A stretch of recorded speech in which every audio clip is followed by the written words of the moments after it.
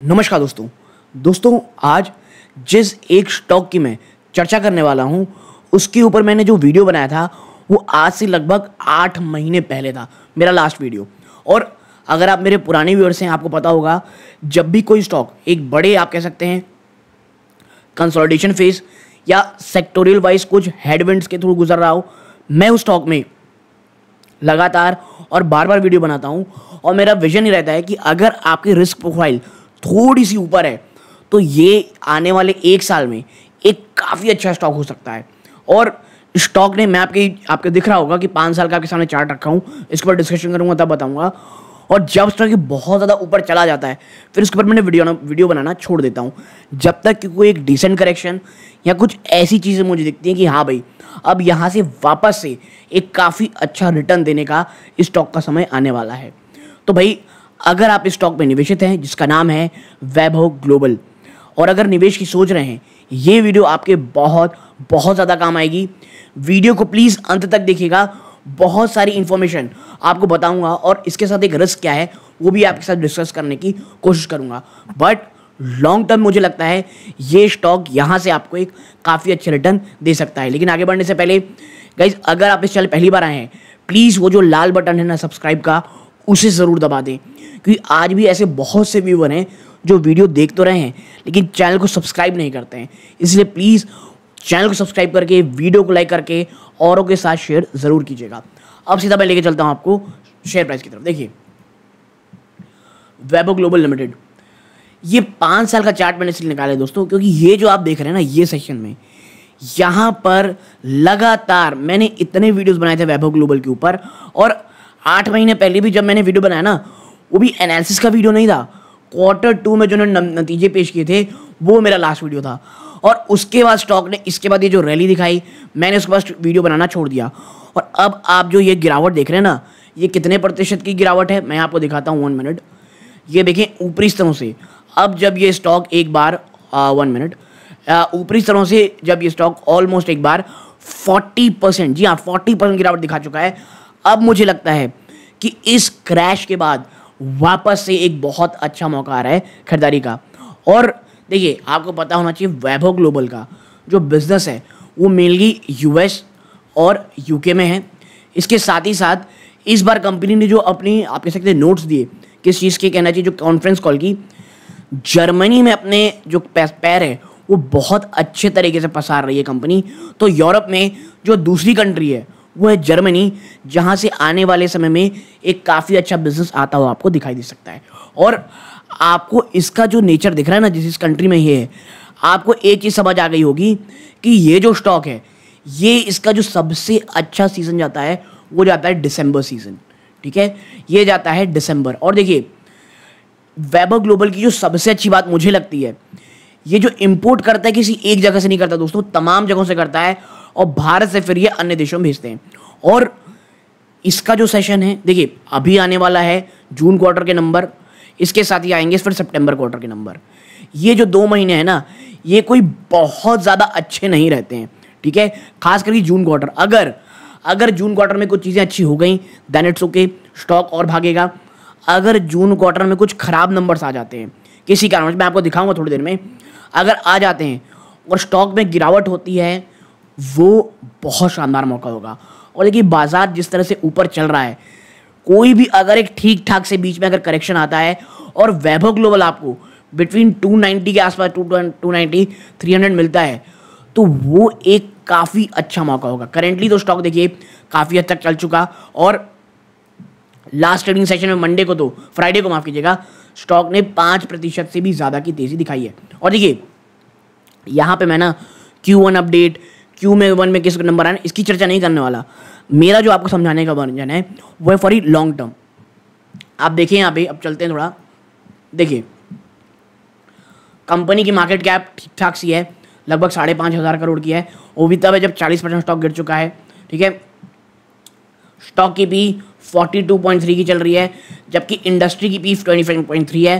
तो भाई इंडस्ट्री की पी से थोड़ा सा महंगा है, लेकिन भाई इसका जो बिजनेस है ना वो बहुत ज़्यादा सॉलिड है।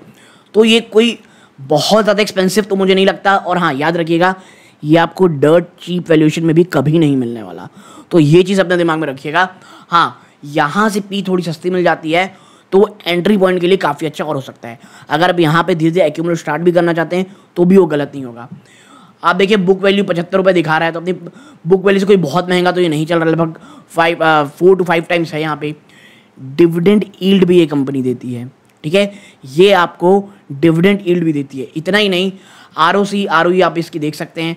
प्रमोटर की होल्डिंग ठीक ठाक सी है, 57% से ऊपर। आप यहाँ पे पाएंगे तो जो ऑपरेटिंग प्रॉफिट मार्जिन है ये 8% ज़्यादा का है। पित्रोस्की स्कोर 6 है, तो फिनेंशियली कंपनी ठीक है, कोई ख़राब नहीं है। और देखिए इसके साथ ही साथ जो मुझे सबसे अच्छी चीज़ इसकी लगती है ना, वो है इसकी डेट टू इक्विटी। आप यहाँ पे पाएंगे कि इसकी डेट टू इक्विटी जो है दोस्तों वो 0.17% है, कोई बहुत ज़्यादा नहीं है, ठीक है। तो एक कैश रिच ये कंपनी है। हाँ, कई लोग ये कहते हैं कि भाई इस पर केडिया साहब हैं और आशीष कचोलिया जी भी, तो उसके ऊपर भी मैं आऊँगा, ठीक है। लेकिन जो मेन क्रक्स मैं आपको समझाना चाह रहा हूँ, ठीक है, वो आप देखें यहाँ पे इसके ज़रा क्वार्टरली नंबर्स देखें। आप पाएंगे यहाँ पे कि भाई देखिए ये रहा मार्च का नंबर, ये रहा फिर जून का नंबर, ये सितंबर का, और फिर बड़ी जंप आपको दिखेगी दिसंबर क्वार्टर में। और इसीलिए इसके बिजनेस को ईयर ऑन ईयर बेसिस पे आपको चेक करना है, क्वार्टर ऑन क्वार्टर बेसिस पे नहीं, ठीक है। अब फिर से आप देखेंगे, फिर आता है यहाँ से गिरावट होती है मार्च क्वार्टर, फिर थोड़ा ख़राब आपका ये, फिर थोड़ा सा आप कह सकते हैं फ्लैट टू पॉजिटिव रहा सितंबर, बट फिर शानदार जंप है 724 करोड़ दिसंबर में, ठीक है। और इस बार के दिसंबर नंबर्स ने तो एकदम आप कह सकते हैं काफ़ी फिनोमिनल रनअप आपको दे दिया। फिर आता है मार्च का क्वार्टर, तो मार्च के क्वार्टर में भी काफ़ी अच्छी जंप आई आपकी ईयर ऑन ईयर। तो बिजनेस काफ़ी हद तक ऑन ट्रैक आ चुका है, ठीक है। और 47 करोड़ रुपीज़ का प्रॉफिट हुआ था दिसंबर में। अगर मैं कह रहा हूँ अब जो जून और सितंबर क्वार्टर है, अगर वहाँ पे चीज़ें थोड़ी ख़राब होती हैं, इसके फेवर में एक चीज़ क्या है, अगर आपका स्टॉक ऑलरेडी 40% नीचे आ चुका है, आपने बहुत सारी निगेटिविटी ना ऑलरेडी प्राइस इन कर चुके हैं, ये एक अच्छी चीज़ है। बहुत सारी निगेटिविटी आप ऑलरेडी प्राइस इन कर चुके हो, तो यहाँ से कोई बहुत बड़ा झटका हो मुझे नहीं लगता। और जैसा मैंने कहा 300 के आसपास तो ये स्टॉक आप कह सकते हैं बाय ऑन डिप्स की आपको स्ट्रैटेजी देता है, ठीक है। अब आते हैं उस सवाल कि भाई इस पर तो दो बड़े लोग इन्वेस्टर्स का हाथ है। तो देखिए जो करेंटली मार्च क्वार्टर के बाद आप देखेंगे, थोड़ी और चीज़ मैं आऊँगा आप में। आप देखिए मैं इसका प्रॉफिट एंड लॉस आपको दिखाता हूँ। आप देखिए 2020 1289 करोड़ रुपीज़ का इनका टोटल सेल्स था, जो मार्च में बढ़कर के 3000 करोड़, क्योंकि अब जो फाइनेंशियल जा चुका है 24, वहाँ पर 3000 करोड़ रुपए का। और मैं बता दूँ ये जो पूरा साल आपको दिख रहा है ना, ये जो 2 साल, ये कोई बहुत ही अच्छे साल नहीं रहे हैं। यही कारण है कि आप देखिए यहाँ पे आपको गिरावट देखने को मिल रही है, और 21 के बाद से भी आपको नहीं। और यही कारण है कि आप में जो स्टैग्नेशन आ गई थी ना, आपका स्टॉक प्राइस भी नहीं चला था। बट अब आप देखेंगे यहाँ पे आपको जंप देखने को मिल रहा है। आपकी जो ओवरऑल नेट प्रॉफिट आई है वो 127 करोड़ आई है, जो पिछले साल पूरे में मात्र 105 करोड़ थी। और इसी कारण जो आपको एक बहुत बड़ा कंसोलिडेशन, कुछ खराब रिजल्ट आपको देखने को मिल रहे थे सेक्टरल के कारण, ये आई थी। और मैं इसीलिए कहता हूँ अगर आपका स्टॉक अच्छा है ना, अगर आपका बिजनेस अच्छा कर रहा है, मैनेजमेंट फोकस कर रही है अपने बिजनेस पे, तो अगर एक आध साल खराब चला भी जाता है ना दोस्तों, तो उसमें घबराना नहीं है। और देखिए सिर्फ एक साल नहीं, इस साल भी पिछला पूरा साल जो गया आपका कोई बहुत अच्छा नहीं गया है। अगर आप देखेंगे तो उसके मुकाबले आपने अच्छा नहीं किया, लेकिन अब जो नंबर्स आ रहे हैं ये काफ़ी हद तक लोगों निवेशकों को बुलिश रखते हैं। और देखिए जब हम यहाँ पे पब्लिक शेयर होल्डिंग में जाते हैं ना, बैलेंस शीट देखिए भाई साहब, बैलेंस शीट में ना 1225 करोड़ रुपए का कैश रिजर्व है। बहुत ही शानदार कैश रिच ये कंपनी। और मैं हमेशा कहता हूँ वो कंपनियाँ जो कैश रिच रहती हैं मुझे बहुत ज़्यादा पसंद है, ठीक है। और कभी कभी जो गिरावट आती है ना, तो जो कैश रहता है इन्हें कुशन देता है कि पूरे सेक्टर में एक अच्छा, एक आप कह सकते हैं अगर कहीं कमी है तो उसमें निवेश कर सकें। और यही कारण है कि पिछले जो 2 साल है कोई बहुत अच्छे नहीं गए कंपनी के, ठीक है। ये रिजर्व नहीं है, मैं सेल्स के मामले में बोल रहा हूँ, ऊपर है, कोई बहुत अच्छे तो नहीं गए, लेकिन कंपनी ने अपने रिजर्व को इंटैक्ट रखा। और इसीलिए मैं कहता हूँ एक अच्छी कंपनी बुरे समय में खरीदाने के लायक होती है, ना कि अच्छे समय में।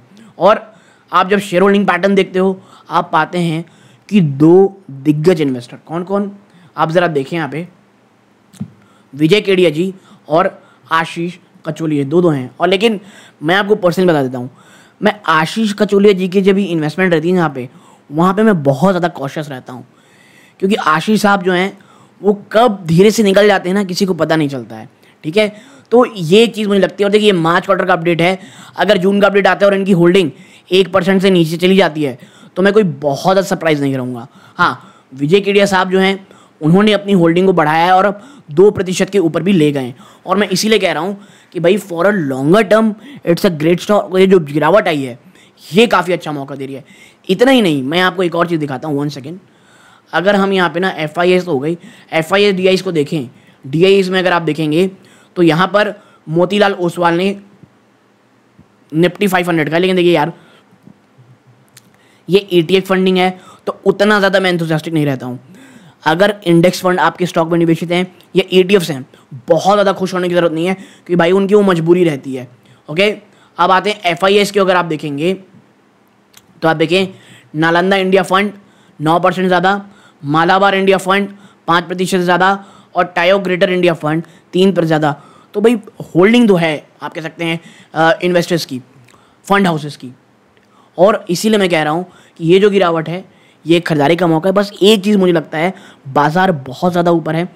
अगर बाज़ार गिरता है किसी कारणवश और अगर बाज़ार में इसको ख़राब नंबर के सहारे मिलते हैं और इसको पटका जाता है तो शायद स्टॉक में गिरावट हो सकती है, लेकिन वो एक्यूमुलेशन का मौका होगा। और मुझे लगता है दिसंबर तक तो आपको एटलीस्ट एक काफ़ी अच्छा कह सकते हैं आप तेज़ी आपको ये स्टॉक ज़रूर दिखा सकता है।